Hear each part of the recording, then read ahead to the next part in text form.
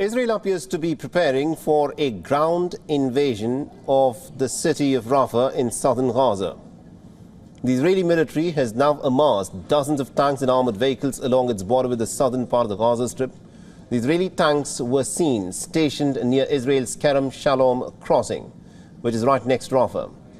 After more than 6 months of bombing the Gaza Strip, the Israeli leaders say that Rafah is Hamas's last stronghold, despite widespread international condemnation and opposition. The Israeli Prime Minister Netanyahu has vowed to invade the city no matter what the opposition is. Remember, more than half of Gaza's population, that is over 1.4 to perhaps 1.5 million Gazans, who were uprooted because their homes were bombed and were driven out from their homes, at this moment have sought refuge in Rafah. They're facing the threat of an Israeli ground attack, but Israel says that it is working on a plan to evacuate the civilians before carrying out any operation in the city.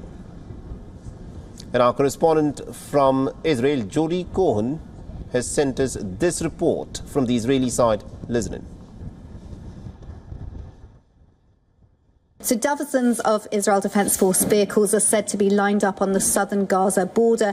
Egypt's intelligence chief led a delegation in Tel Aviv on Friday for talks about a potential hostage deal, and that's after the War Cabinet convened to discuss the hostage negotiations and potential Rafah operation. And US Secretary of State Antony Blinken is expected in Israel on Tuesday again to discuss the potential Rafah operation and hostage deal. Now, Hamas has said that there'll be no hostage release without an end to the war, and said that the US pressure has no value. According to reports, Egypt has agreed to put more pressure on Hamas to accept a deal.